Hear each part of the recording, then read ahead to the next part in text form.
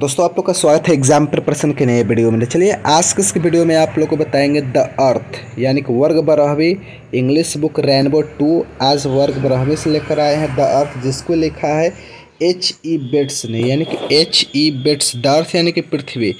आइए दोस्तों हम लोग H.E. बेट्स के बारे में संक्षिप्त जानकारी प्राप्त करते हैं, उसके बाद आगे का प्रोसेस बताएंगे। तो H.E. Bates was born in 1905 and died in 1974, यानी कि H.E. बेट्स का जन्म 1905 ईस्वी में हुआ और 1974 ईस्वी में इनकी मृत्यु हो गई। Born at Northampton in central England. तो दोस्तों इनका जो सेंट्रल इंग्लैंड जो देख रहे हैं इसका मतलब होता है कि मध्य, यानी कि सेंट्रल का मतलब मध्य होता है। और तो दोस्तों मध्य इंग्लैंड के नॉर्थहैम्पटन में 1905 ईस्वी में H.E. बेट्स जी का जन्म हुआ था। वाज वेल एक्वेंटेड का मतलब होता है कि भली भांति परिचित थे। वेल एक्वेंटेड का मतलब होता है भली भांति परिचित होना। With the English country side का मतलब होता है कि शहरों से दूर गाँवों में, यानी कि खेत खलिहान पेड़ पौधों के बीच से इनके भरे हुए क्षेत्रों को हम लोग कंट्री साइड बोलते हैं, इसको हम लोग देहात भी बोल सकते हैं। He was well acquainted with the English country side, यानी कि इंग्लैंड के देहाती क्षेत्रों से यह भली भांति परिचित थे। स्पेशली द पीजेंट्स, यानी कि विशेषकर किसानों से। पीजेंट्स का मतलब होता है किसानों, विशेषकर H.E. बेट्स जो किसानों से भली भांति परिचित थे, जो साउथ नॉर्थहैम्पटन में देहातों के एरिया में रहते थे। Was lived there a well known, यानी कि जाने माने कि सुविख्यात प्रसिद्ध है। शॉर्ट स्टोरी राइटर, लघु कथा के लेखक थे। He worked for some time as a journalist, ये कुछ समय के लिए जर्नलिस्ट के लिए भी काम किए थे। H.E. बेट्स जर्नलिस्ट का भी, पत्रकार के रूप में भी ये काम किए हैं कुछ समय के लिए। His first novel was published when he was only 21 years old. ये आपके लिए प्रश्न याद रखिएगा, इनके जो पहले जो उपन्यास प्रकाशन तब हुआ जब इनकी आयु कितनी वर्ष की थी? 21 वर्ष की थी। 21 वर्ष की आयु में इनके पहले उपन्यास का प्रकाशन हुआ था। He wrote many short story He wrote many short stories about airmen। इन्होंने बहुत सारे शॉर्ट स्टोरी यानी कि लघु कथाएं लिखी अबाउट एयरमैन, वायु कर्मियों के बारे में, एंड देयर एडवेंचर, उनके साहसिक कारनामों के बारे में। On his experience in the royal air force, और शाही और वायुसेना के अपने अनुभवों के आधार पर वे वायु सैनिकों के जीवन और उनके साहसिक कारनामों के बारे में इन्होंने बहुत सारे लघु कहानियाँ लिखी है। His important works include pairs, और चलिए इनके कुछ महत्वपूर्ण रचनाओं के अवगत कराते हैं, रूबरू कराते हैं। तो सबसे इनका महत्वपूर्ण रचनाएं, पहले fair stood the wind of France, इन्होंने 1944 ईस्वी में लिखा है।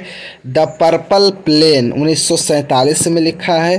द जकरांडा ट्री 1949 में लिखा है। द स्कारलेट सॉर्ड 1951 ईस्वी में लिखा है। And the darling birds of May 1958 ईस्वी में लिखा है। द प्रेजेंट शॉर्ट स्टोरी, जो आप एक लघु कथा पढ़ने जा रहे, जो उपस्थित जो है एक लघु कथा है, द अर्थ।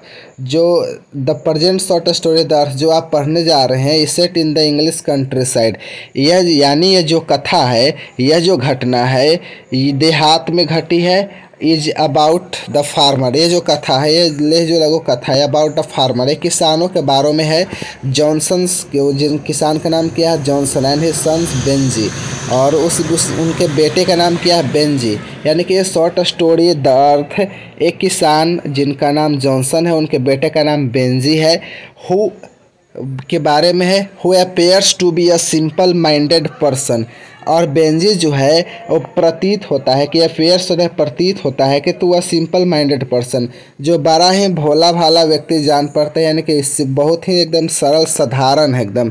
तो सरल व्यक्ति जान पड़ने वाले बेंजी और उसके पिता जॉनसन्स की ये कहानी है। The story very well depicts, यानी कि बहुत भली भांति चित्रित करती है the laziness of the parents, माता पिता के आलस्य को and the growing selfishness and the cunningness of their simple-minded son who finally arrived them away from their home। ये जो अर्थ है यहाँ पे, यानी कि दो अर्थ एच बेट्स के द्वारा लिखा गया है। ये लघु कहानी है एक किसान जॉनसन और उसके साधारण से दिखने वाले बेटे बेंजी की कहानी है।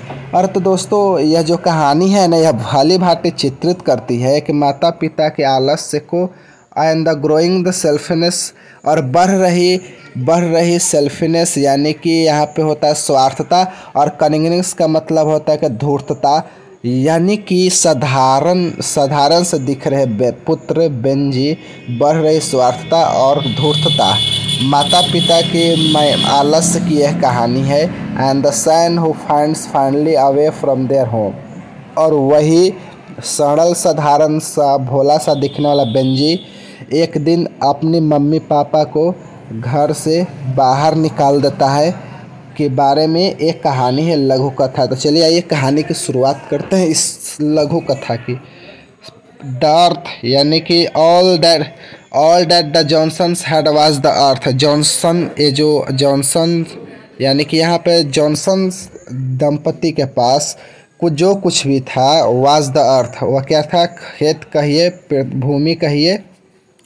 वेरी ऑफन इट सीम्ड, यानी कि इट सीम्ड हमेशा यह प्रतीत होता था, एज इफ मानो it were all they had ever had, मानो वह जो भूमि था ना, वह जो खेत का जो टुकड़ा था ना, वही इन लोगों के पास संपत्ति थी, वही जीने का एक तरीका था और कुछ नहीं था, ऐसा प्रतीत होता था।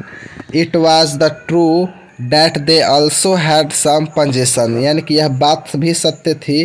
That they also had possessions, possession का मतलब होता है कि वह वस्तु जिस पर अधिकार हो। एचिवेट्स कहते हैं कि यह बात सत्य थी कि इन लोगों के पास कुछ और भी वस्तुएं थे जिनके ये मालिक थे। अप्लाउ, जॉनसन के दंपति एक प्लाव था, एक हल था। अ 2 व्हील्ड कार्ट्स, और दो पहिए वाली घोड़ा गाड़ी थी। टूल्स, कुछ औजारें थी। अ बोनी ब्राउन मेयर, और बोनी यहाँ पे एक बोनी का मतलब होता है कि दुबले पतले से कंकाल मांस नहीं हो। ए बोनी ब्राउन मेयर, और भूरी रंग का कंकाल से दिखने वाली घोड़ी थी।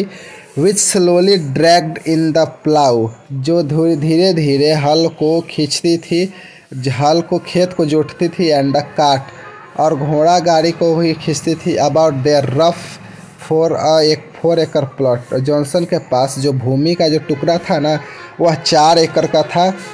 कितने एकड़ का था? 4 एकड़ का था। तो उसी 4 एकड़ भूमि में यह जो मेयर था, वह जो कंकाल से दिखने वाली भूरे रंग की घोड़ी थी, वही हल भी चलाती थी और वही घोड़ा गाड़ी भी खींचती थी उसका। But without the earth this things were useless, बिना किसी भूमि के, बिना खेत के ये चीज़ है, यानी कि जो हल प्लाव हो गया, हल, घोड़ा गाड़ी, औजार और घोड़ी, ये किसी काम की नहीं थी ये खेत के बिना। It was true that they also, और जॉनसन के दंपति को एक बेटा भी था। Has also had a son. The Johnson son was named Benji, और जॉनसन के बेटे का नाम क्या था? बेंजी था। And it was more than 30 years since they had surrender to the idea that he was not right in his head. और आप लोग ये मैं क्यों कह रहा हूँ आगे समझिएगा। जॉनसन्स का एक बेटा भी था जिनका नाम था बेंजी था, और it was more than 30 years since, यह 30 साल से भी बीत गए थे, सिंस, जब से they had surrender to idea he was not right in his head, Benji का दिमाग ठीक नहीं है। और इस चीज़ को यानी कि सरेंडर टू द आइडिया, यानी कि माता पिता इस बात को भली भांति मान बैठे थे कि मेरा जो लड़का है, जो बेंजी है ना, इसका दिमाग जो है ये ठीक बिल्कुल भी नहीं है। ये 30 साल से ज़्यादा इस बात को माने हुए हो गए थे। It was not that he was insane, और ऐसा भी नहीं था इनसेन, ऐसा पागल, ये बेंजी पागल भी नहीं था और इम्बिसाइल, बिसाइल का मतलब होता है यहाँ पे स्टूपिड पर्सन, और मूर्ख भी नहीं था, वह पागल भी नहीं था, और इवन डैट, और ऐसा भी नहीं था कि he could not read and right, और ऐसा भी नहीं था कि वह पढ़ नहीं सकता और लिख नहीं सकता था, एंड काउंट फिंगर्स, और ऐसा भी नहीं था कि वह अपनी गिनती भी नहीं आती थी, but only that he was simple not quite like other people, but और ओनली डैट यानी कि लेकिन यह सिंपल था ना, वह बहुत साधारण, वह भोला भाला था और बहुत सरल सा दिखने वाला लड़का था, not quite like other people, और वह अन्य लोगों की तरह नहीं था, वह अन्य लोगों की तरह एक्टिव फुर्तीला नहीं था, वह अन्य लोगों की तरह शरारती नहीं था, अन्य बच्चों की तरह चंचल नहीं था, ज़्यादा बोलता नहीं था। यही अंतर था बेंजी और अन्य लोगों में था। And because he was their only son, और बेंजी जो है अपने माता पिता का इकलौता पुत्र था। The Johnsons had spent many years being a little too kind, तो क्या हुआ था, जॉनसन दंपति थे यानी कि हैज स्पेंट मेनी ईयर्स, वर्षों बिताए थे, being a little too kind, उसके प्रति बड़ी दयालु रहे थे, टू एंग्सस, बेंजी को लेकर वे बहुत चिंतित रहते थे, टू सेक्रीफिशियल टूवर्ड्स हिम, और वे लोग बेंजी को लेकर बहुत सेक्रीफिशियल रहते थे और कोई भी त्याग करने के लिए रेडी रहते थे।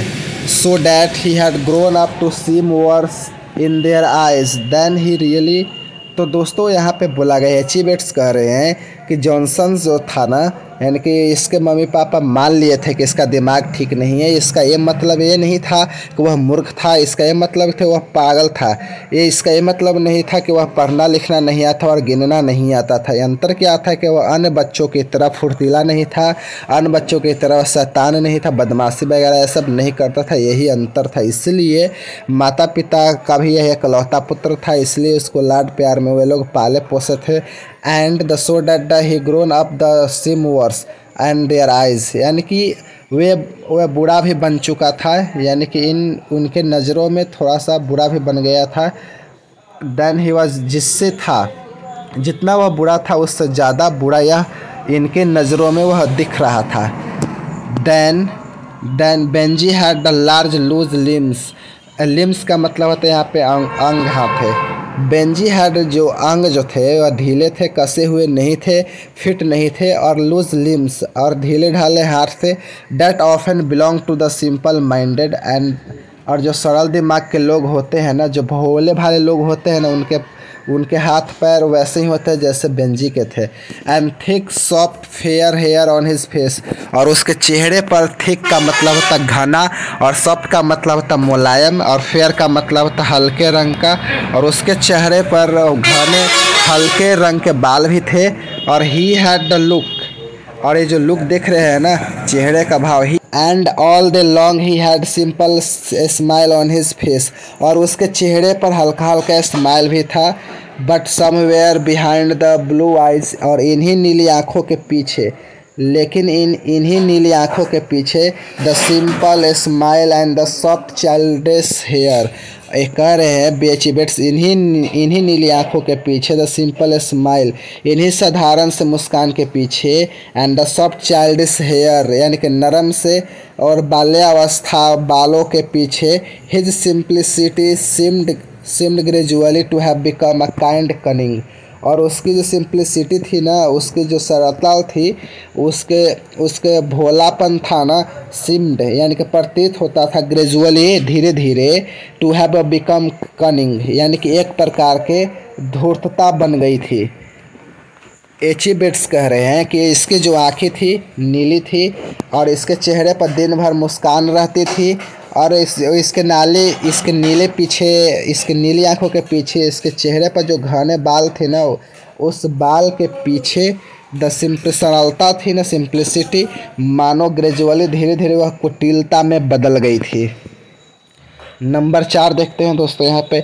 It was more than 30 years since the Johnsons realising that he was not quite like the other, 30 साल से ज़्यादा बीत चुके थे। मैं बार बार बोल रहा हूँ कि और जॉनसन अब दंपति ने यह महसूस किया था कि बेंजी जो है वह अन्य लड़कों की तरह बिल्कुल भी नहीं है, वह अन्य लड़कों से अलग है। Had taken Benji to a doctor, इसलिए उनके माता पिता बेंजी को डॉक्टर के पास लेकर गए। एक कहानी शुरू होती है, आप लोग ध्यान दीजिएगा। इसलिए माता पिता ने बेंजी को एक डॉक्टर के पास लेकर गए। This doctor had persuaded them that he needed interest that would strengthen his mind. ये जो आप लोग स्ट्रेंथ का मतलब होता है यहाँ पे मजबूत करना। तो यहाँ पे जो माता पिता बेंजी को डॉक्टर के पास लेकर गए, द डॉक्टर परसुएडेड, डॉक्टर ने सलाह दिया दंपति को, जॉनसन एंड जॉनसन वाइफ को सलाह दिया, that he needed interest the wood, यानी किसी खास रुचि की आवश्यकता है, किसी खास पसंद की आवश्यकता है, that would strengthen his mind, जिससे इसका दिमाग जो है मजबूत होगा।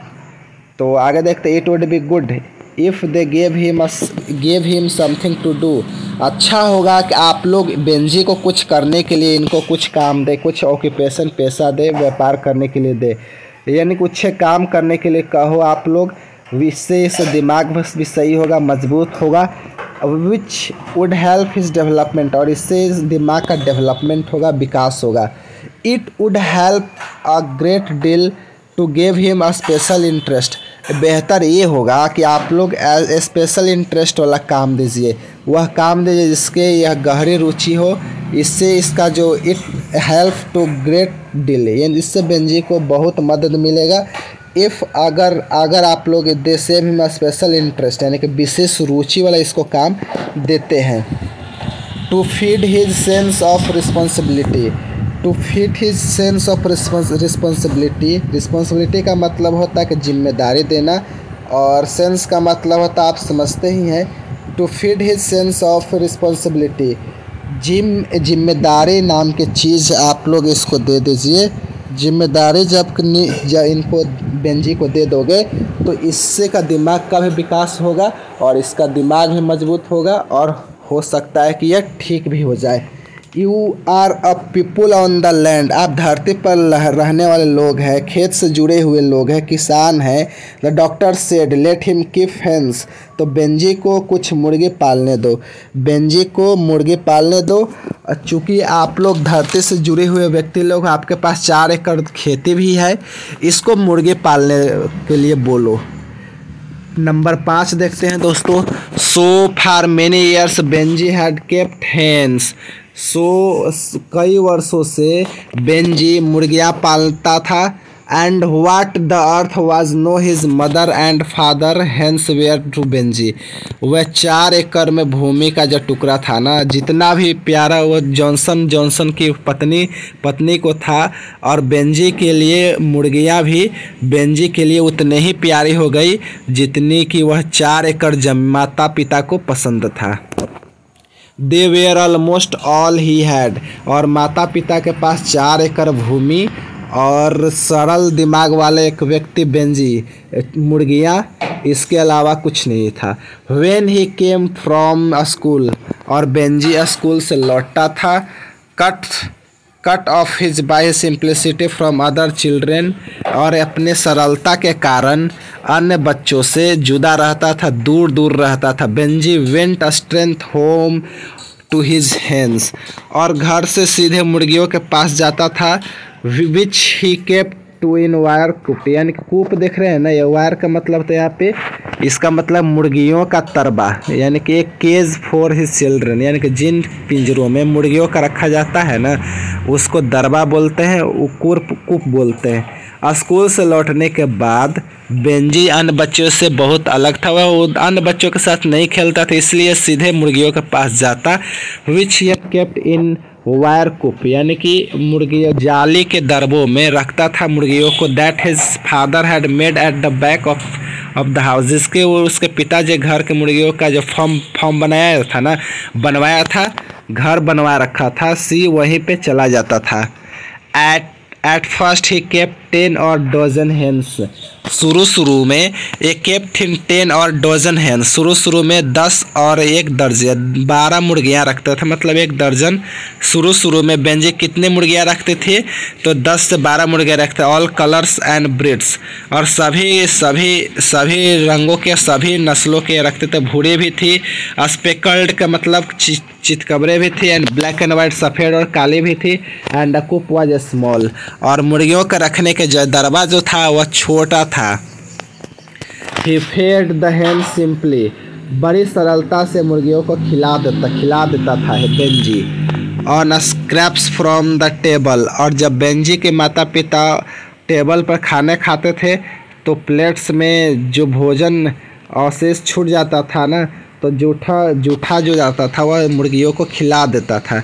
Seeded cabbages strung from the wire, और जो वायर जो है रस्सी से उसको कैबेज यानी कि खेतों में छूट गए होते थे, उसको बीज निकल जाते थे, उसको तार से रस्सी से लटका दे तो उन मुर्गियाँ उनको भी खाती थी।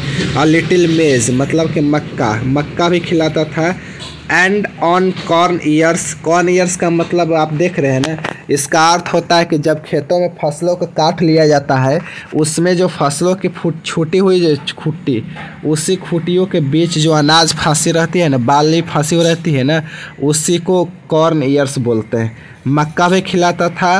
And corn ears which is gleaned in the late, अनाजों के बालियाँ भी खिलाता था। लेट जिसको वह ग्लिंड का मतलब जमा करता था। And leads in the summer from his father's एकड़ ऑफ स्टबल, अपने पापा के जो 4 एकड़ भूमि थी उसमें खुटियों में से अनाज की बालियों को बाली में चुनता था और अनाज के बालियों की हुआ मुर्गी को खिलाता था। इट इज़ पॉसिबल दैट यानी कि यह संभव है कि the hen being a simple creation, जो मुर्गी जो है यह साधारण सी जीव है। यहाँ पे लिखा सिंपल क्रिएचर है, मुर्गी जो है एक साधारण सी जीव है। Thrives based on simple treatment, और जो साधारण उपचारों पे ही, साधारण खान पान पे भी ये थ्राइव्स करती है, यानी कि बेहतर तरीके से। थ्राइव्स का मतलब है फलना फूलना, मतलब विकास करती है मुर्गियाँ। Benji understood the first and last thing about a hen, Benji समझता था। Benji understood the first in the last hen, यानी कि मुर्गियों के प्रथम और अंतिम बार जानकारी इसको थी। दैट इट्स एग्जिस्ट, यानी कि वो मुर्गियाँ जो होती है ना, for the purpose of the laying eggs, जो मुर्गियाँ जो अंडी होती है अंडों देने के लिए ही होती है, बात बेंजी को पता था। In those days, the simple process had not become scientific. जिस समय बेंजी मुर्गियों का पालन करता था ना, उस समय साइंटिफिक नहीं बना था, वैज्ञानिक नहीं बना था, उसमें वैज्ञानिक इस तरीक़ों का इस्तेमाल नहीं किया जाता। तो nor had in become highly complicated, जटिल, और मुर्गियों पालन करने में उतना जटिल भी नहीं था। एंड कॉमर्शियलाइज, और मुर्गियों का पालन करने के व्यापार के लिए भी नहीं होता था। एग्स वेयर चीफ, यानी कि अंडे बहुत सस्ते थे। Hens mysterious pecked nourishment of the bare earth, ये बियर अर्थ का मतलब था खाली होता। मुर्गियाँ जो होती थी वह खाली धरती पर अपने चोंच को खुरेद कर अपना पेट नरिशमेंट, अपना पेट भी कर लेते थे, और बेंजी को ज़्यादा कुछ करने की आवश्यकता नहीं थी।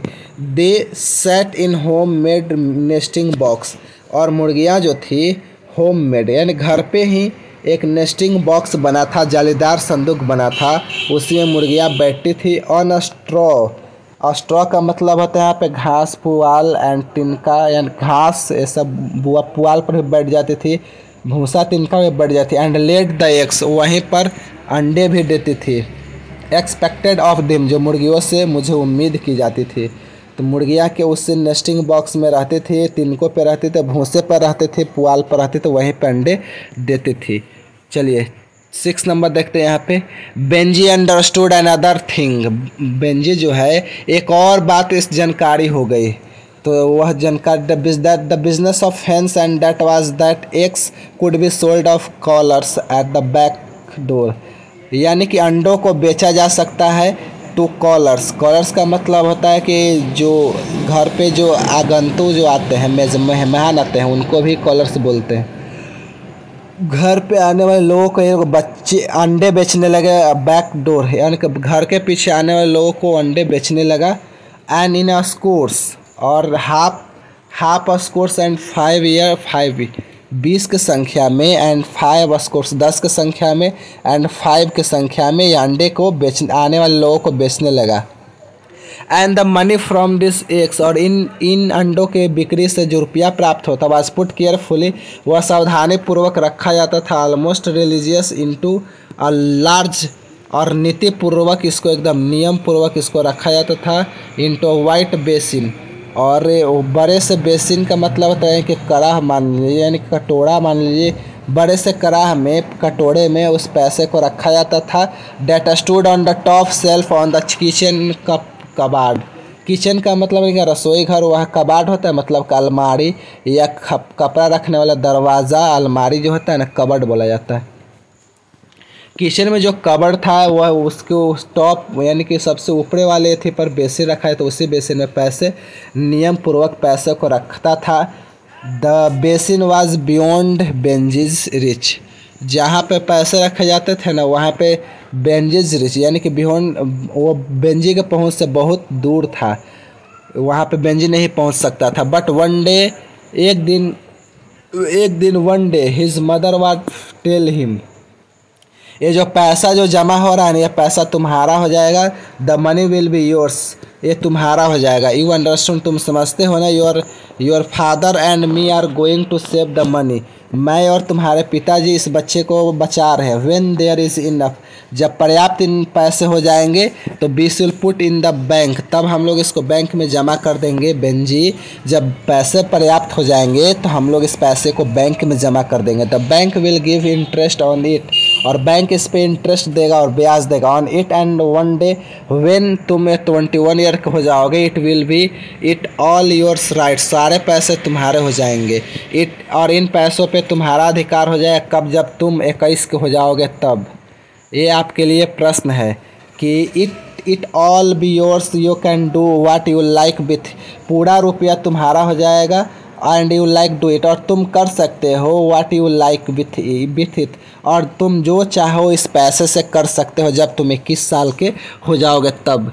डू यू अंडरस्टैंड, क्या तुम बात समझ में आई?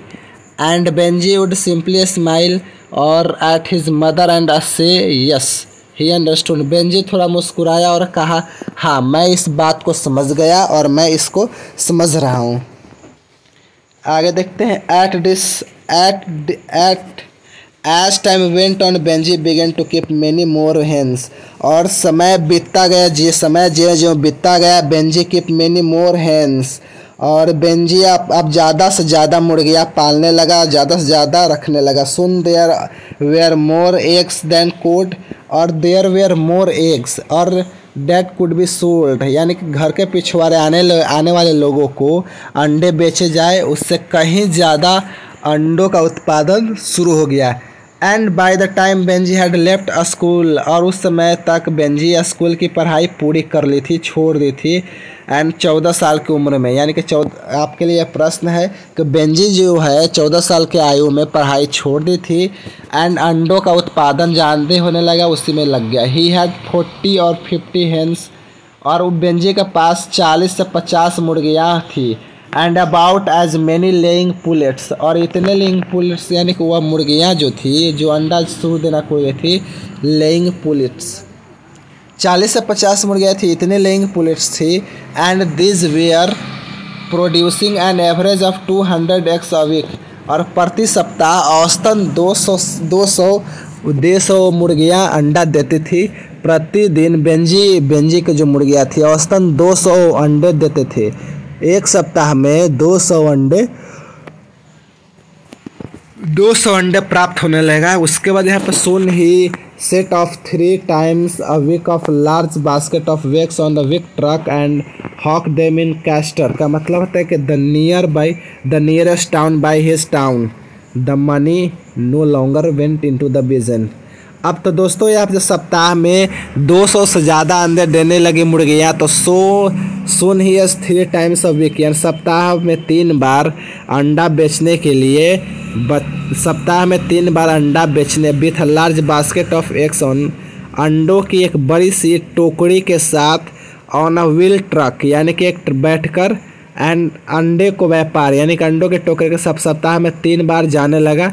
एंड हॉक देम यानी कॉस्टर का जो नज़दीक का जो शहर है वहाँ पर जो है अंडे को उतारता था, वहीं पर बिक्री करता था। सप्ताह में 3 बार यह अंडे की बिक्री करता था। By this time the money no longer went in the basin.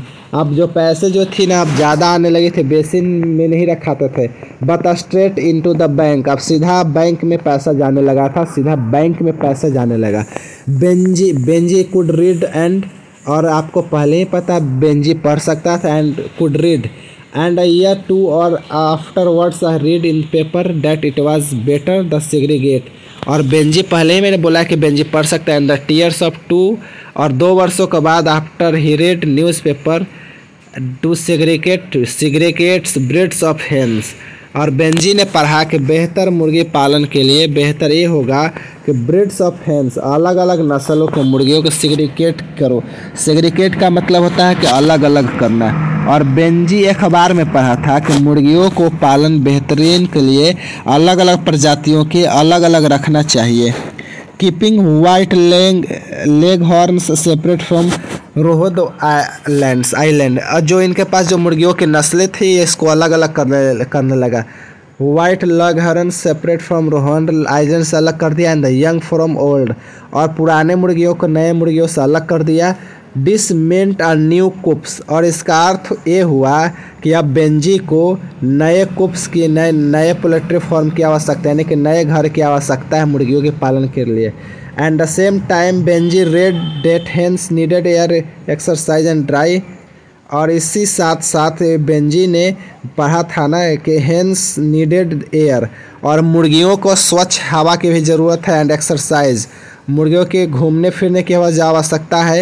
And dry hygienic place to sleep, और ड्राई का मतलब सूखा हुआ, और हाइजेनिक का मतलब होता है कि स्वास्थ्य, और प्लेसेस का मतलब होता है स्थान, या मुर्गियों के सोने के लिए सूखा और स्वास्थ्य में स्थान होना चाहिए, स्वच्छ हवा चाहिए, चलने फिरने के लिए स्थान की भी आवश्यकता पड़ती थी। Was very strong and understood a simple thing like nailing wire netting to wood and began himself to build a new house and coops for the new।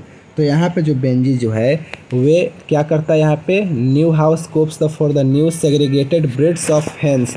यहाँ पे जो लिखा हुआ है दोस्तों, जो बेंजी क्या है, Benji was very strong, Benji बहुत मजबूत था। And understood the simple thing, और एक साधारण से बात को समझता था। लाइक नेलिंग वायर नेटिंग, और जो जालीदार जो कूप है यानी कि पोल्ट्री फार्म है वह जानता भी था, समझता भी था। To would and began himself to a new, और मुर्गियों के लिए नए नए घर कूप्स बनाने लगा। For the segregated breeds of hints, और अलग अलग प्रजातियों को रखने के लिए अलग अलग कर दिया था, उसके लिए रखने के लिए अलग अलग पोल्ट्री फार्म भी बनाया था। For all this he need a space, इन सारे चीज़ों के लिए बेंजी को जगह की ज़रूरत थी। याद रखिएगा, मुर्गियों की संख्या बढ़ने लगी, नए नए मुर्गियों के लिए घर बनने लगा, और बेंजी को ज़्यादा ज़मीन की आवश्यकता पड़ने लगी। And so his father and gave him a strip of land, इसलिए इनके मम्मी पापा ने बेंजी को दे दिया और स्ट्रिप ऑफ लैंड, ज़मीन का पूरा पट्टा दे दिया, एक पूरा हिस्सा दे दिया। Running from the back of the house half away acres the field, यानी कि पूरे 4 एकड़ की जो फील्ड थी ये घर के पीछे से आधा तक का हिस्सा इसको दे दिया। In this way the gave him something more pressures का मतलब होता है आपके यानी कि कीमती, प्रीसियस। जॉनसन दंपति यानी कि जॉनसन ने अपने बेंजी को प्रेसियस और that they have ever given before, इसके बाद जो इसके मम्मी पापा ने जो कुछ भी दिया था उससे ज़्यादा कीमती चीज़ आज जॉनसन ने अपने बेटे को बेंजी को दे दिया। For the first time without the fully realising giving the piece of the earth, पहली बार बिना किसी सोचे उन माता पिता ने अपने बेटे को ज़मीन का एक टुकड़ा दे दिया। वह ज़मीन बहुत ही कीमती था माता पिता के पास, उनके सारी संपत्ति वह ज़मीन थी, उसी ज़मीन का एक टुकड़ा बिना सोचे बेचारे अपने बेटे को दे दिया। नंबर 8 पैराग्राफ देखेंगे यहाँ पे।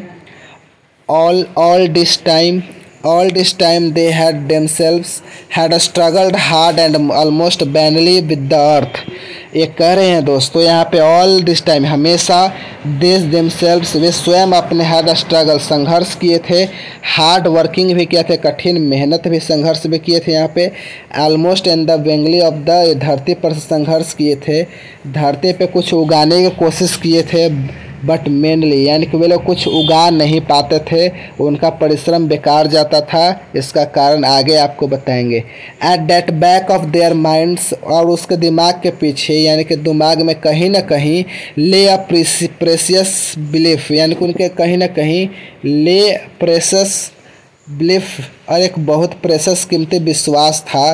That Benji would one day grow out of the simplicity, एक दिन बेंजी अपनी साधारणता यानी जो सरलता है ना, उसका भोलापन है ना, वह दूर हो जाएगा। यह बात उनके दिमाग में कहीं ना कहीं थी। In the same way they cherished a silent belief that the earth would one day outgrow it's poverty, और उन लोगों ने यह चेरिश कर लिया था, वो संजोग करके रख लिया था का साइलेंट बिलीफ, एक मौन विश्वास के उन लोगों ने दिल में रख लिया था, संजोग करके रख लिया था। दैट द अर्थ, यही 4 एकड़ भूमि का जो टुकड़ा है ना, इट वन डे यानी कि आउट पॉवर्टी, जिनके जो गरीबी को दूर कर देगा। ये लोग मान बैठे थे, कुछ करते नहीं थे, ये लोग मान बैठे थे। The earth had yielded strawberry from them, धरती से इन लोगों को कुछ हासिल नहीं होता था। And the reason like Benji was simple, और जैसे बेंजी था, इसका कारण भी सिंपल था, क्यों धरती से इनको कुछ लाभ नहीं था। सुनिएगा आगे। The reason was not in the earth, और जो रीज़न था यहाँ पे कुछ इनको पैदावार देती नहीं थी, उसका कारण धरती नहीं था, उसका कारण भूमि टुकड़ा नहीं था, वह खेत का नहीं था। बट इन देमसेल्व्स, और इसके कारण ये लोग स्वयं थे, जॉनसन्स दंपति। For most of their lives they have, यहाँ पे more than value of faith than sweat, और जो आप लोग स्वेट देख रहे हैं, स्वेट का मतलब होता है पसीना, क्योंकि पूरे जीवन इन लोगों ने फेथ पे यानी कि विश्वास पे, स्वेट का मतलब होता है पसीना पे नहीं, कर्म पे नहीं, मेहनत पे नहीं, ये लोग भगवान पे ज़्यादा भरोसा करते थे। चलो वे हमारे पेट को भर देंगे, वे लोग क्या करते थे, खेत में रोप देते थे, और भगवान भरोसे वे लोग सोचते कि बारिश होगा तो पटेगा। इस प्रकार से उन लोगों का विश्वास था, वे लोग करने में विश्वास नहीं था, वे लोग भगवान में ज़्यादा विश्वास करते थे। ये देखिए 9 नंबर पैराग्राफ है, यहाँ पे देखते हैं। यहाँ पे अगला जो आप लोग देखेंगे, यहाँ पे ध्यान से 9 नंबर क्या बोल रहे हैं यहाँ पे। चूँकि यह जो शॉर्ट स्टोरी लंबी है, इसलिए हम लोग क्या करेंगे, इसको 2 पार्ट में बांटेंगे, ठीक है। तो चलिए number 9। For many years Benjy's father had been a local preachers. आप लोग याद रखें, कई वर्षों तक बेंजी के जो पिताजी थे ना, बेंजी के जो पिता had been a local preacher, एक स्थानीय उपदेशक थे। प्रीचर का मतलब उपदेशक थे। A man with quite a gift of talking, जिनके पास मैन अक्वाइन विथ गिफ्ट ऑफ, गिफ्ट का मतलब होता है उपहार, और टॉपिंग का मतलब होता है बात करना। इस प्रकार से बातूनी किस्म के व्यक्ति थे बेंजी के पिताजी Johnson. He liked not only to talk on Sundays, केवल वे रविवार को ही भाषण देते थे। To village congregation in a small steel chapels, steel का मतलब होता है शांत, और चैपल्स का मतलब होता है यहाँ पे छोटा प्रार्थना और कैमरा, वो प्रार्थना किया जाता था। केवल गाँव में ही नहीं, बल्कि केवल गांव में ही नहीं, यहाँ पे तो रविवार को, केवल रविवार को ही ये क्या करते थे, भाषण नहीं देते थे। ये गांव के कॉन्ग्रेगेशन में ही लोगों को भाषण देते थे, जहाँ जहाँ लोगों का जमौरा होता था वहाँ पर भी चैपल्स वहाँ पर पहुँचते थे, यानी कि देहात में दूर दूर तक गिरजा घरों में जाकर ये भाषण देते थे। But he like to talk the back door, वे घर के पीछे भाषण देना ज़्यादा पसंद करते। ओवर द फील्ड गेट, यानी कि जो फील्ड के जो गेट पर भी भाषण देना पसंद करते थे। And the road outside the house, और घर के बाहर जो सड़क थी ना, उस पर भी भाषण देना पसंद करते थे। He talked so much but have an idea that her earth, यहाँ पे while talked, he talked so much, यानी कि ये इतना अच्छी बात करते थे, इतना भाषण देते थे ना दोस्तों, that he must have had an idea, और ये लोग इस बात को मान चुके थे कि डैट द अर्थ, ये जो भूमि है ना, ये जो धरती है ना, इनका जो 4 एकड़ का जो ज़मीन है, यह डिजाइन भी भगवान के द्वारा किया गया था, क्रिएटेड भी भगवान के द्वारा किया गया था। यह भगवान ने ही डिजाइन भी, भगवान ने ही इसको क्रिएट किया है, और the nourish by the God, और भगवान ने इस ज़मीन को देख रेख करते हैं, और इसको देख रेख करते भगवान पे ही भरोसा कर दे। मैं इसका देख रेख नहीं करूँगा, मैं खाद का इस्तेमाल नहीं करूँगा, जो करूँगा भगवान भरोसे ही यह खेती करते थे वे लोग, नहीं करूँगा, भगवान ही इसकी देख रेख करेंगे। ये आइडिया मन में मान बैठे थे। आगे देखते हैं यहाँ पे, ये बात आ गई ना यहाँ पे, वुड टेक, धरती स्वयं अपना ख्याल करेगी, वुड ख्याल करेगी यहाँ पे। वाइल ही टॉक्ड, जब वे घूम घूम कर उपदेश देते थे बेंजी के पिताजी थिसेल्स। वो तीर भटकना यह एक प्रकार का पौधा है जिसका बैगनी होता है। इसके बहुत बड़ा जो कांटे होते हैं इसमें, जिस खेत में उग जाता है ना, वह नीचे से जो कोई फसल ऊपर नहीं जाता है। तो यहाँ पे लिखा है, जब यह भाषण देता थिसेल्स चिरसिड चॉक्ड हिज वाइफ, और इसमें भटकटैया का रुक जाता था बच्चे। जब ये गेहूँ लगाते थे ना, तो ये क्या करता था यहाँ पे, rabbits the broken the note का मतलब होता है यहाँ पे कुत्ता होता है, और खरगोश का मतलब होता है यहाँ पे and storms in the rabbits. यहाँ पे स्टॉर्म्स, जब तूफान आता था ना, तेज़ हवा आता थी, तो इनको जो खेतों में जो खड़ी फसल थी वो क्या करते थे, बर्बाद कर देते थे। ये फसल काटते भी नहीं थे, ये रैबिट्स को भी नहीं भगाते थे, ये थ्रेशर्स को भी हटाते नहीं थे। कैवेज यानी कि भगवान करेंगे। ऐसा होता है क्या दोस्तों, भगवान उसी को सहायता करते हैं जो अपने सहायता आप करते हैं। He had no struggle like mess. ये दोस्तों यहाँ पे जॉनसन्स को जो है ऐसे व्यक्ति के रूप में संघर्ष करते थे कि मानो उनके हाथ में दुर्भाग्य ने जकड़ लिया है और उनको कोई वास्ता नहीं है।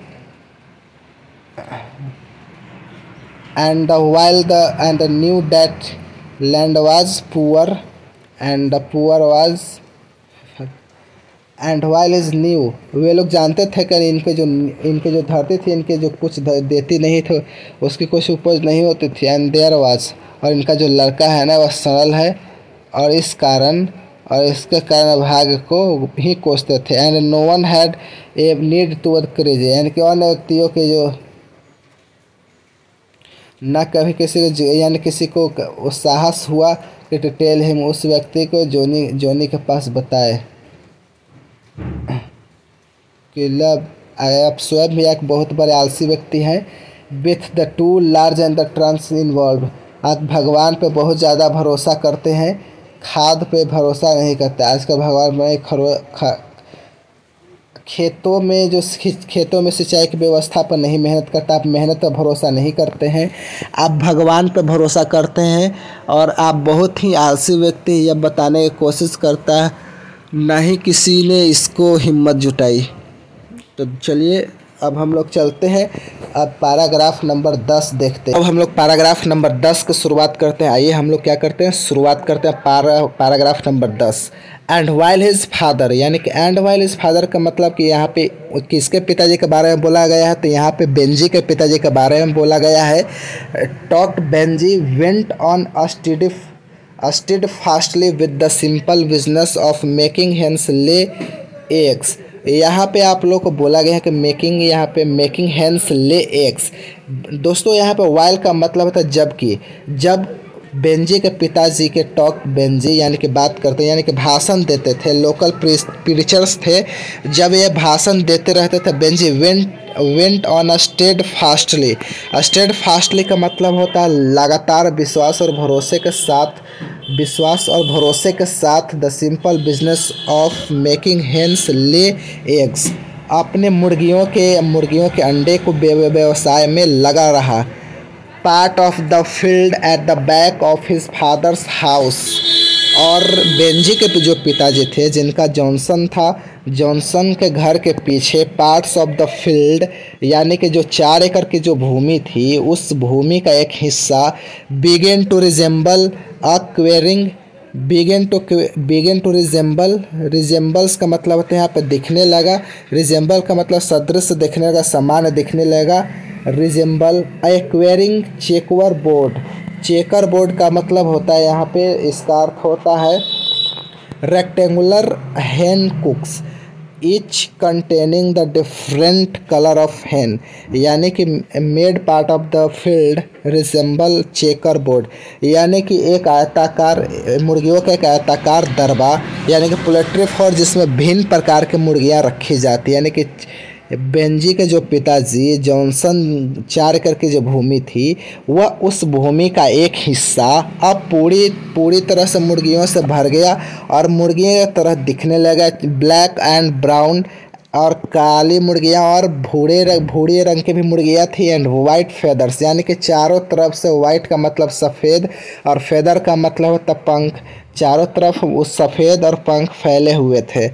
For a long time now the eggs had been too many for the wheel truck, और बहुत समय के यानी कि लंबे समय के बाद for a long time now the eggs had been too many, और अंडों का उत्पादन इतना ज़्यादा होने लगा था कि वह for the wheel trucks, जिसको हम लोग सप्ताह में 3 दिन टोकरी भर के लेकर जाते थे, बेंजी लेकर जाता था, अब वह उस व्हील ट्रक के बस की बात नहीं रही। अब अंडों को उत्पादन इतना बढ़ गया था कि अब व्हील ट्रक से अंडों का व्यापार को उसकी मुश्किल था। And Benji at regular intervals का मतलब होते हैं कि नियमित अंतराल पर, बेंजी रेगुलर इंटरवल्स, और बोरोड का मतलब उधार लेता था। His father's horse and cart taking the eggs not only down into the down but also into the market. अब जो बेंजी जो है अपने पिता की जो घोड़ा गाड़ी थी ना उसको उधार लेता था और उस पे अंडों का लाद कर केवल शहरों में ही नहीं बल्कि मार्केट अब बेचने के लिए बाज़ार में भी लेकर जाता था। आगे देखते हैं। ऑल द टाइम बेंजी वोर the simple smile of simple hearted man on his face.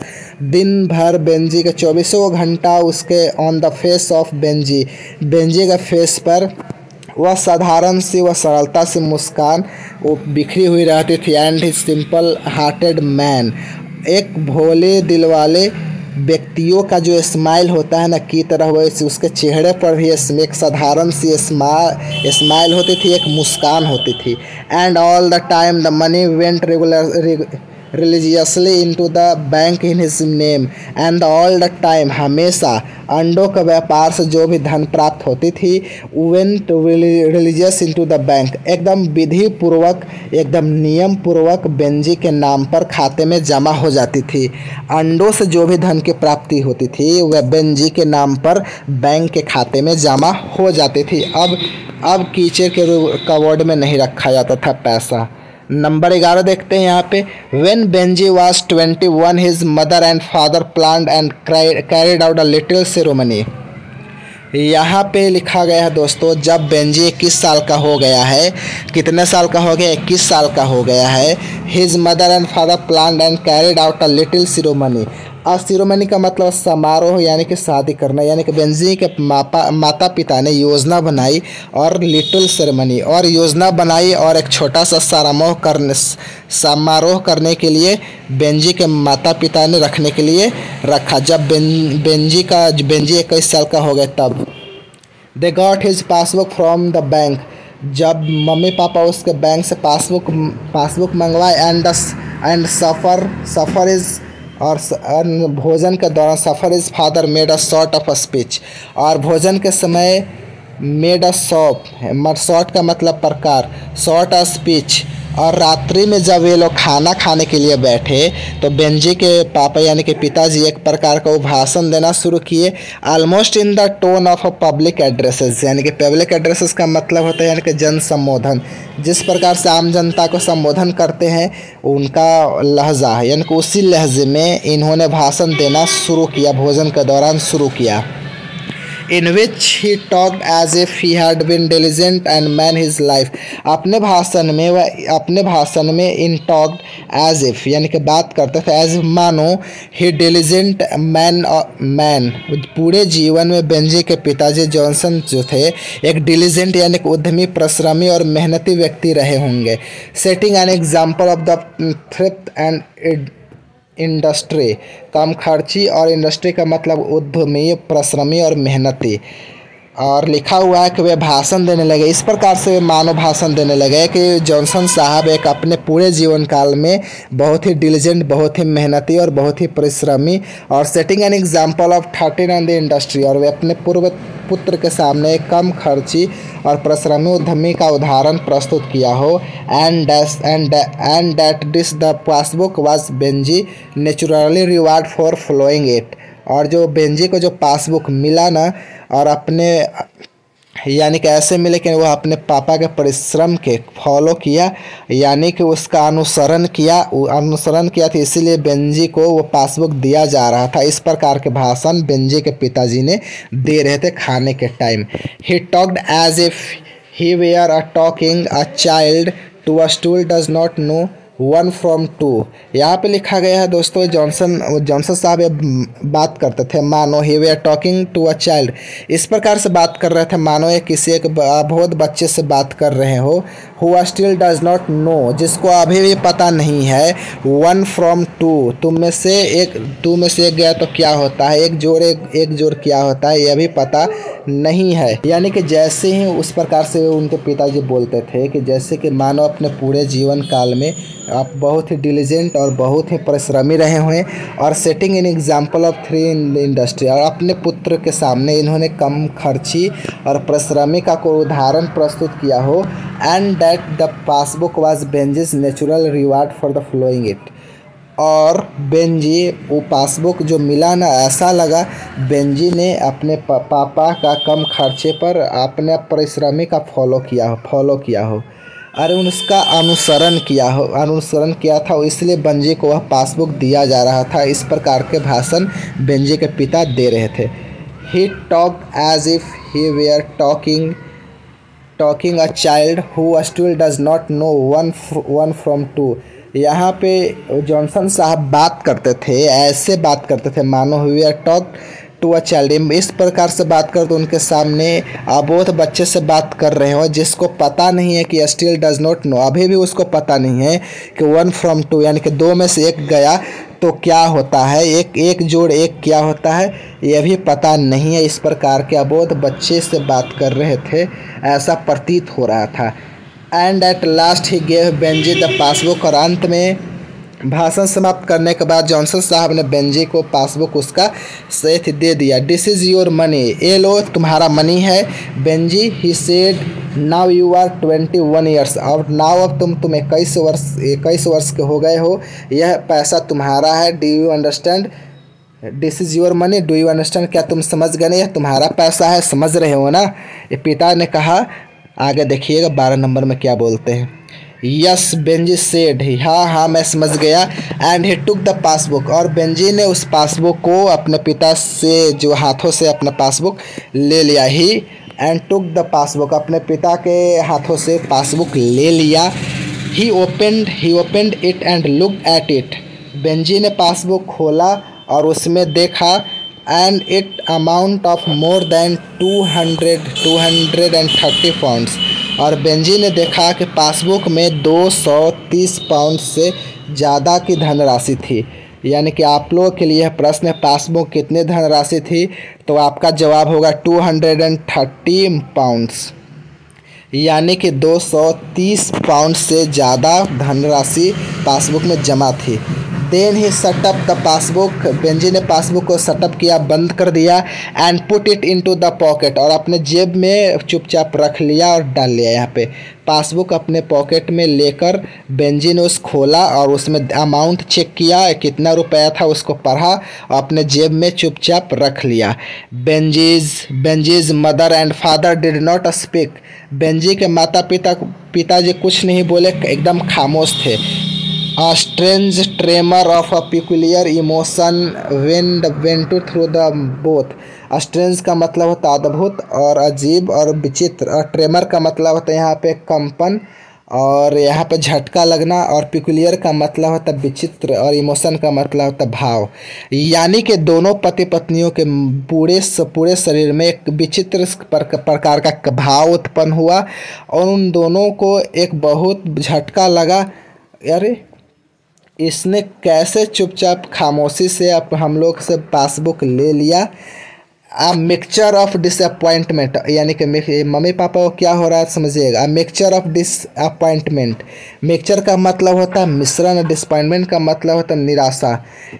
Uh mixture of disappointment, fear, pride, अपन। और जैसे उसने वापस से उसने पासबुक लिया, चुपचाप ले लिया और जेब में रख लिया, और उनको उनके शरीर में क्या होता है अजीब से भावनाओं का जन्म हुआ और इनका मानो हिल गया। और and mixture of the disappointment of fear, pride and pain. और उनको ये इस प्रकार का मिक्सचर ऑफ डिसअपॉइंटमेंट, उनको इन लोगों को निराशा भी हो रहा था और फियर डर भी लग रहा था, और प्राइड उसी समय गर्व भी हो रहा था, और पेन अभिमान भी हो रहा था, एंड पेन मतलब दर्द भी हो रहा था। दर्द इसलिए हो रहा था, गर्व, अभिमान, डर, भय, निराशा, ये सब माता पिता से गुजर रहे थे ये लोग। The amount in Benjy's passbook was more than they themselves had ever missed from the earth in their lives। ये जो मेस्ट आप लोग देख रहे हैं ना, मेस्ट का मतलब होता है यहाँ पे जवाब देना है। यानी कि द अमाउंट ऑफ द बेंजेस, या जो बेंजी के जो पासबुक है, जो धनराशि अर्जित थी, जो धनराशि अंकित थी, वह 230 पाउंड से ज़्यादा थी। वह ज़्यादा थी देन द देमसेल्व्स, यानी कि जॉनसन्स और जॉनसन्स की पत्नियों ने had ever wrested from the earth in their lives, अपने पूरे जीवन काल में जो भी 4 एकड़ भूमि से जो भी धन अर्जित किया था, जितना कमाए थे, उससे कहीं ज़्यादा उस बेंजी अंडा बेचकर कमा चुका था। दे डिड नॉट होप, यानी कि they did not hope and did not mean the Benji should give it back to them. Johnsons दंपति ने उम्मीद भी नहीं किया था, कैन डिड नॉट मीन, और उसका यह भी इरादा नहीं था, should give to back, Benji should give to back it them, यानी कि उनके माता पिता ने उम्मीद भी नहीं किया था, इरादा भी नहीं किया था बेंजी पासबुक फिर से हमें लौटा देगा। कहेगा कि मम्मी पापा मैं इस पासबुक मैं क्या करूँगा, अपने पास ही रखिए, मेरे पास रहे, आपके पास एक ही बात है। ऐसा इन लोगों ने कभी सोचा भी नहीं था, कभी ऐसा इरादा भी नहीं था। But there was something about the silent simple finality of his putting the passbook into his pocket that stuck them like a blow in the face. लेकिन दोस्तों, जैसे ही चुपचाप वह बेंजी ने पासबुक अपने जेब में रखा वैसे ही बेंजी ने पासबुक अपने चुपचाप अपने पॉकेट में, यानी कि जेब में रखा, इनटू हिज पॉकेट्स, यानी कि स्ट्रक डेम। और बच्चों, तो यहाँ पे दोस्तों, यहाँ पे जो कुछ कहा नहीं, चुपचाप वो पासबुक को अपने जेब में रखा, और जब उसने जेब में रखा ना, तो and that struck them like a blowing in the face, और चेहरे पर जैसे कोई चोट मारता है ना, वैसे ही बेंजी के मम्मी पापा यानी कि दिल पे ज़ोर से झटका लगा। चोट लगता है यहाँ पे, चोट किया क्यों लगा समझिएगा यहाँ पे। They had expected something else, जो बेंजी के जो जॉनसन साहब थे, उन्होंने बहुत सारे उम्मीद रखा था। समथिंग एल्स, इन्होंने कुछ और उम्मीद रखा था। उम्मीद क्या किया था कि वो जैसे वो भोला भाला लड़का है, वो पासबुक क्या करेगा, हमें लौटा देगा। लेकिन उसने लौटाया भी नहीं और कुछ कहा भी नहीं, और इनके दिल में बहुत गहरी चोट लगती है जॉनसन साहब को और मिसेस जॉनसन को, और उन्होंने ऐसा उम्मीद बिल्कुल भी नहीं किया था। अ वर्ड ऑफ थैंक्स, इन्होंने उम्मीद किया था कि बेंजी हम लोगों को धन्यवाद कहा था, परहैप्स अ कंसेशन, हम लोग को रियायत और छूट भी देगा। A willingness that they should share the money they had help to save, और इनके मन में इच्छा थी कि बेंजी के पासबुक लौटा देता और यह कहता कि मम्मी पापा पैसे आप लोगों ने ही जमा किया था, अतः इसमें हम सबका हिस्सा होगा। इस प्रकार के बातों की उम्मीद रखे थे जॉनसन साहब, ऐसा लेकिन कुछ हुआ नहीं, इसलिए इनके दिल पे चोट लगा। It hurt them momentarily momentarily that Benji, पल भर के लिए जॉनसन साहब को बहुत दर्द हुआ। That Benji should appear so completely indifferent to them to all they felt। और यहाँ पे जो बेंजी है, बेंजी जो मम्मी पापा के प्रति जो बेन जॉनसन साहब के चुपचाप इनडिफरेंट या उदासीन खड़ा था। Add into the all different, और जो मम्मी पापा ने जो कुछ भी सोच रखा था ना उसके प्रति वैसे ही चुपचाप उदासीन खड़ा रहा। और मम्मी पापा उनके जो बहुत दर्द हुआ और बहुत प्रॉब्लम हुआ, यानी कि तकलीफ़ हुआ, बहुत कष्ट हुई। ऐसा लगा कि कोई 3 दिन के कलेजे में चुभ गया इनको, जब उसने चुपचाप पासबुक अपने जेब में रख लिया। But then they remembered why it was, तभी बेंजी के मम्मी पापा को यह बात याद आई, वाई इट वाज, यानी क्यों इतना परेशान है, क्यों हम लोग इतना कष्ट हो रहा है, इट वाज क्यों इतना दुख हो रहा है। It was because Benji was still simple. अरे दिमाग ही कितना है बेंजी को, वह अकल ही कितना है, वह एकदम सिंपल साधारण है, एकदम सीधा है कि वह भावनाओं की ओर समझता ही नहीं है। तो हम लोग परेशान क्यों हैं। There were sets of feelings and conduct that were beyond the understanding. तो आप ये मन में ही कह रहे हैं कि हम लोग उसके पास इतने अकल ही किया है, वे फीलिंग्स को समझ सके, वह भावनाओं को समझ सके, वे कंडक्ट को समझ सके। ये उसके अंदर स्टैंडिंग नहीं है, उसका समझ के बाहर है। यानी कि they were touched with pity for him, और बेंजी के लिए उनके दिल में जो दया थी, यानी कि पिटी का मतलब होता है दया, करुणा, वह भराई एंड दया का भाव भराई एंड अंडरस्टूड, यानी कि उसके बाद एक अंडरस्टूड। इन लोगों ने यह समझा भी कि बेंजी जो है वह अब एक साधारण दिमाग का लड़का है, उसको सारी बात उसके समझ में नहीं आती है। हम लोग बेकार में ही उसके बारे में भला बुरा सोच के अपने दिल को चोट पहुंचा रहे हैं। बेटे के प्रति इनके मन में बहुत दया उमड़ आती है। आगे देखते हैं 14 नंबर देखते हैं, what are you going to with the money. अब यहाँ पे उनके पिताजी पूछ रहे, जॉनसन साहब पूछते हैं कि what are you going to do with money they said. Mummy यानी कि जॉनसन साहब ने पूछा कि जो बेंजी जो पासबुक में जो पैसे है उसका क्या करोगे। And I am going to buy a piece of land. पिताजी मैं इस पैसे से जाकर एक खेत खरीदूंगा, भूमि खरीदूंगा, मैं भूमि का एक टुकड़ा खरीदूंगा। Benjy said lands, they said what land where, ज़मीन खरीदोगे क्या, वे लोग बोले, यानी कि कहाँ पे। Mister Bitmore's wants to sell 4 acres next us, Benjy said. यानी कि हमारे जो बगल में जो मिस्टर बिटमोर साहब का जो 4 एकड़ के जो प्लॉट है ना, वह 4 एकड़ ज़मीन है, उसको वह बेचना चाहते, वही मैं खरीदूंगा। But Benjy said how did you find out, तुम कैसे पता चला, कैसे तुम्हें जाने कि बिटमोर साहब जो है अपना ज़मीन बेचना चाहते हैं। Benjy had said simple answer, I asked mister Bitmore's, he said. उन्होंने कहा कि मैंने बिटमोर साहब से पूछा। Well they said, this is a very good idea, wonderful good idea, you could not do anything better. बहुत अच्छा काम कर रहे हो बेटो, ज़मीन खरीद रहे हो, ये वंडरफुल गुड आइडिया, ये बहुत अच्छी बात है। ये can't do anything better than it, इससे कुछ अच्छा और कुछ दुनिया में कुछ काम नहीं कर सकते थे। आप ज़मीन खरीद रहे हो, बहुत खुशी है। चलिए आगे देखते हैं 22 नंबर देखते हैं। 22 नंबर यहाँ पे देखते हैं जॉनसन साहब क्या बोलते हैं। लेकिन मन में कुछ और चल रहा था यहाँ पे दोस्तों। यहाँ पे देखिए 22 में क्या होता समझिएगा। एज टाइम वेंट ऑन, और समय बीतता गया। And as time went on, समय बीतता गया। And Benjy acquired the land, और बेंजी ने उस 4 एकड़ के ज़मीन को अर्जित कर लिया, खरीद लिया। His father and mother not only felt that it was good idea but they felt very proud of him. और उन जॉनसन साहब और उनकी जो वाइफ यानी कि बेंजी के जो माता पिता के जो बेंजी ने जो विचार भी नहीं आया था कि उन लोगों ने उन ज़मीन खरीद लिया। और उनको जो जॉनसन साहब को बेंजी पे बहुत गर्व हुआ कि मेरा जो साधारण सा बेटा है वह क्या किया, वह ज़मीन खरीद लिया। और हम लोगों ने अपने जीवन में इतना नहीं कमाया लिया जितने कुछ समय में अंडे बेचकर इन्होंने इतना कमा लिया। अभिमान हो रहा था जॉनसन साहब को।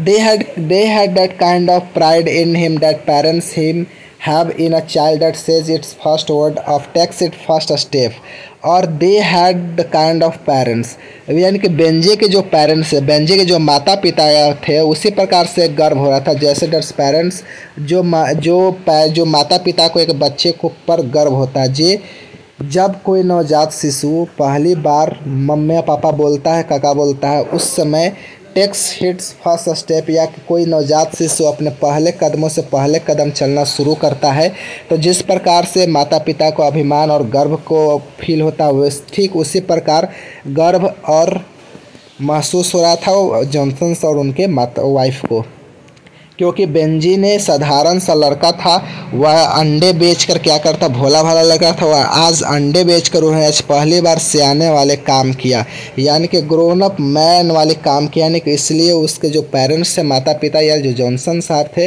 गर्व फील कर रहे थे।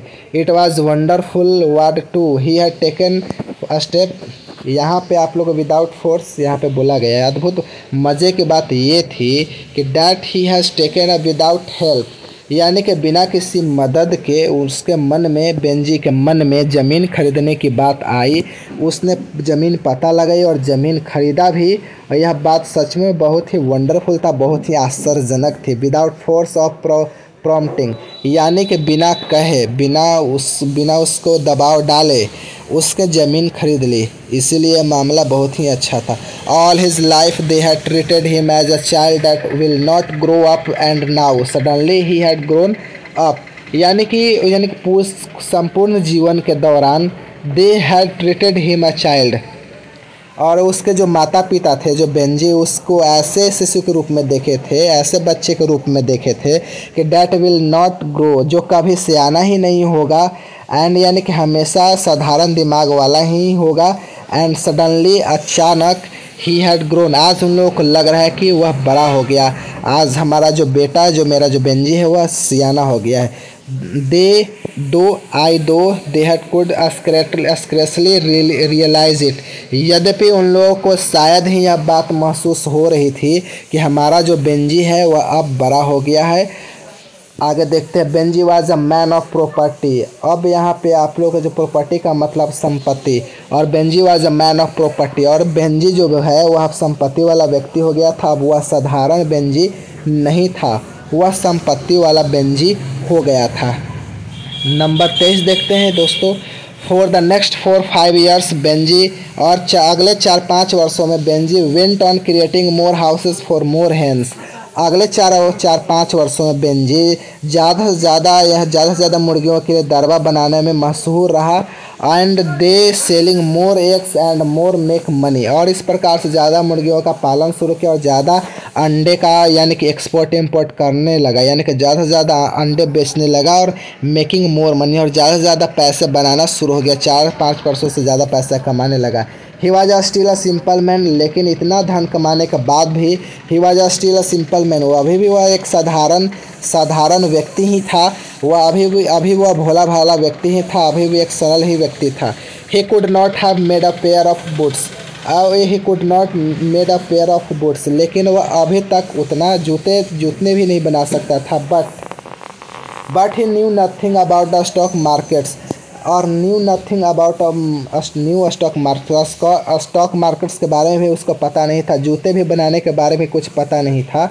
But he new everything about a हेन, लेकिन मुर्गियों के बारे में सब कुछ उसको पता था। यह भोला था, लेकिन मुर्गियों के व्यापार के बारे में भोला नहीं था, मुर्गियों के बारे में पाई उसको पता था। His hens were still to him what the earth was to his parents, और यानी कि बेंजी के जो पेरेंट्स थे, माता पिता थे, वे उनकी भूमि थी, उतनी ही प्यारी बेंजी के लिए मुर्गी थी।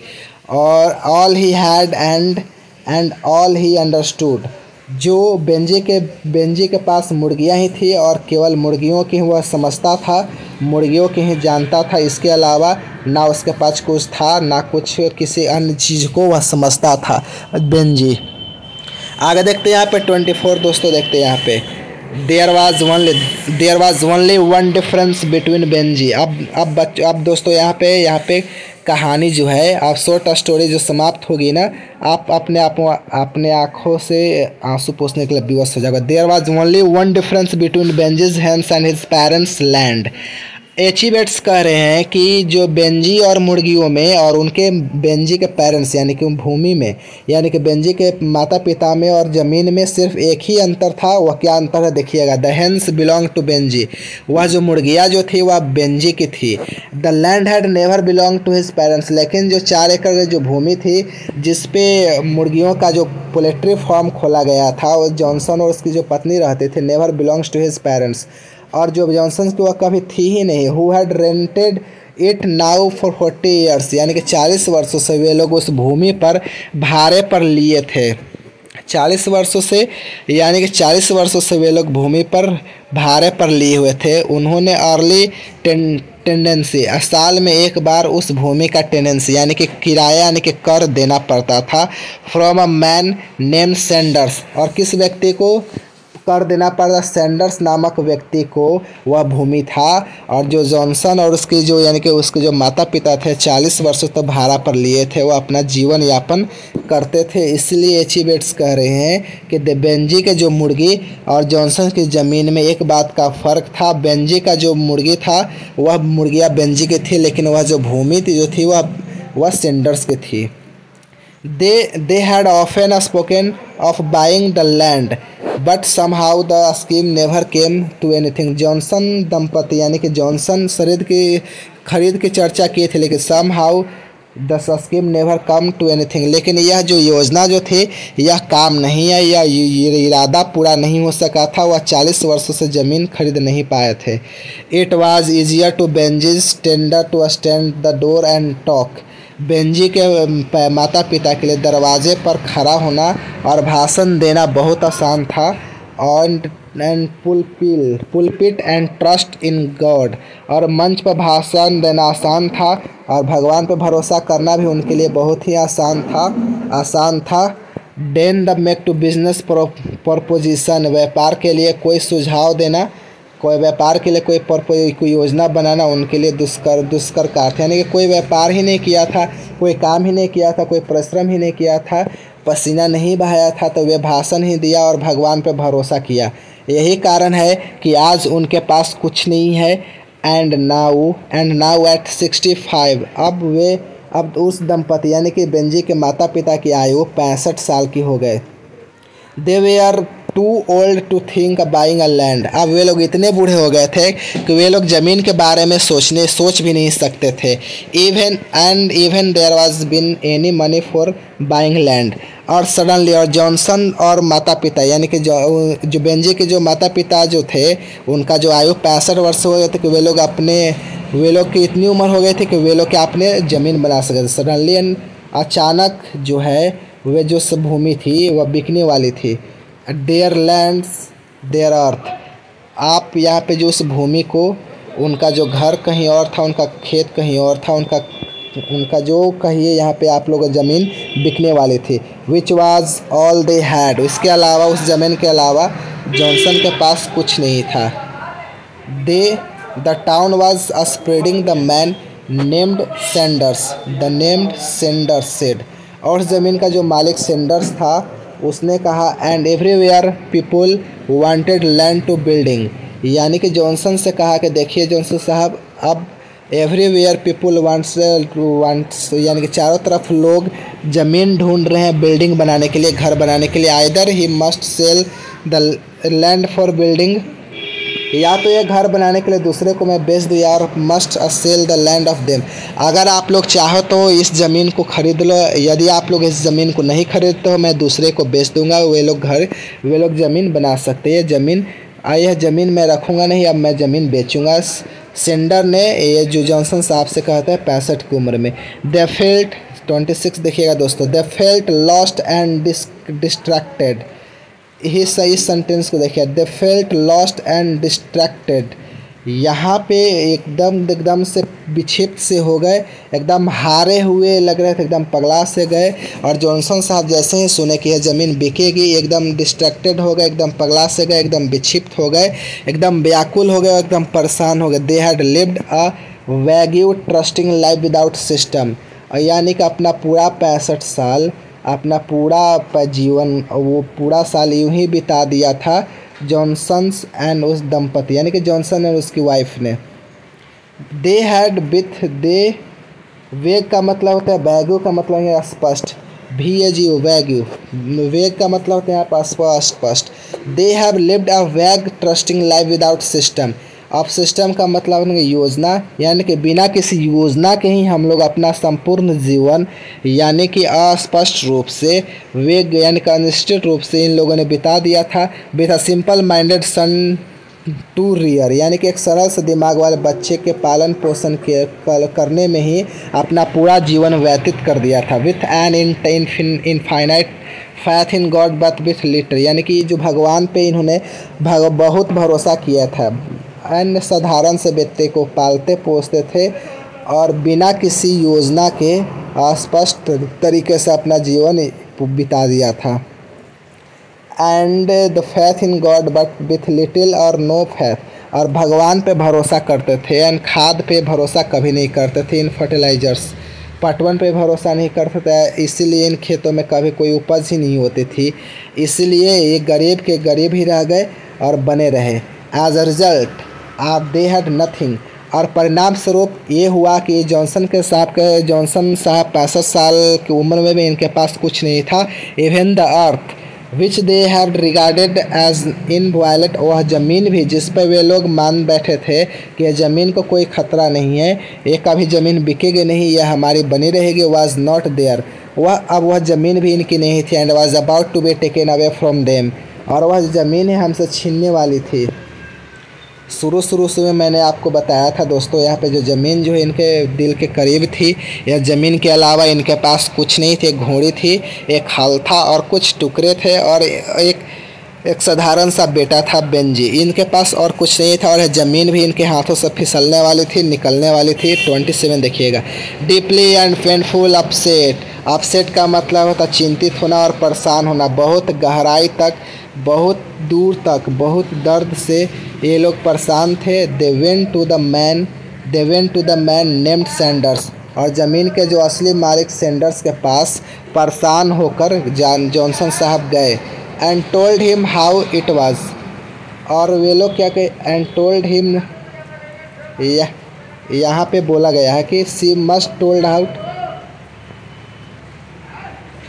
ये हम लोग क्या कि यहाँ पे ज़मीन को छोड़ देंगे, हम लोग या तो तीर्थ यात्रा हम लोग मेला घूमने चले जाएंगे, हमारे बस की बात नहीं है कि हम लोग इस ज़मीन को खरीद सके। I don't see no any getting the money, आप लोग चिंता मत कीजिए। Don't surprise me, Benjy father said, आप हम लोग सरप्राइज भी मत कीजिए, यानी कि आप लोग मुझे चकित भी नहीं कीजिए। क्यों? Can't see we do it Mac, but यहाँ पे आप लोग बोला गया, यहाँ पे somebody not in father away, यहाँ पे बोला गया है कि अगर आप लोग इस भूमि को नहीं लेंगे ना, तो जो व्यक्ति इस भूमि को खरीदेगा, जो व्यक्ति इस भूमि को ज़मीन को खरीदेगा, वह कोई बहुत दूर का रहने वाला नहीं रहेगा, वह आपके पास का ही रहने वाला है। वही व्यक्ति इस ज़मीन को खरीदेगा, आप नहीं खरीदोगे। तो यहाँ पे बोला गया, यहाँ पे थोड़ा सा चकित हो गए, परेशान हो गए। यहाँ पे कौन है हमारे बगल में, हमारे पास ही रहने वाला कौन व्यक्ति इस ज़मीन को खरीदेगा? यहाँ पे देखिएगा, ये बहुत क्यूरियसली पूछते, हु विल बाई, उन लोगों ने पूछा कौन खरीदेगा? बेंजी। सेंडर्स ने कहा बेंजी, आपका लड़का यहाँ पे खरीदेगा। Who they said, Benji said, they went home feeling that this was the से, यहाँ पे वे लोग सीधे घर गए। उस दिन बहुत तेज़ कदमों से घर गए। Supremely important moment of their lives, आज का जो दिन था बहुत supremely important moment of their lives, ये हमारे जीवन का सबसे महत्वपूर्ण दिन है। हमारा जो भोला सा बेटा, साधारण सा बेटा जो है, वह बकलोल सा बेटा, वो क्या करता, हमारे 4 एकड़ का ज़मीन को, जिसको हम लोग पूरे जीवन में नहीं खरीद सके, आज खरीदने जा रहा है अंडे बेचकर।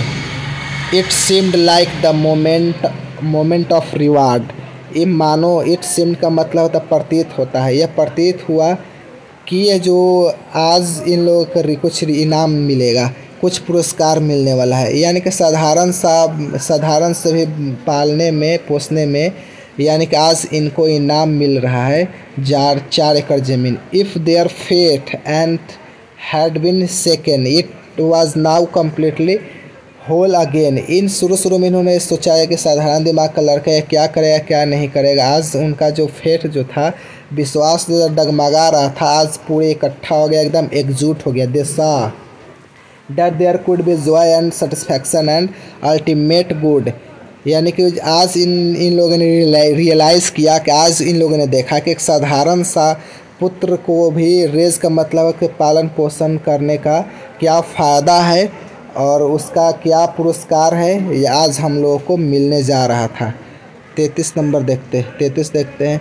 बी नेवर न्यू बेंजी, यानी कि बेंजी हम लोग कभी पता नहीं था। बी नेवर इवन सस्पेक्टेड, यह हम लोगों ने सुबह भी नहीं किया था, हम लोगों ने शंका भी नहीं किया था। दे said what made do you do it, आखिर तुम्हारे मन में क्या आया कि तुम ज़मीन खरीदने जा रहे हो, या कि तुम ज़मीनें क्यों खरीद रहे हो।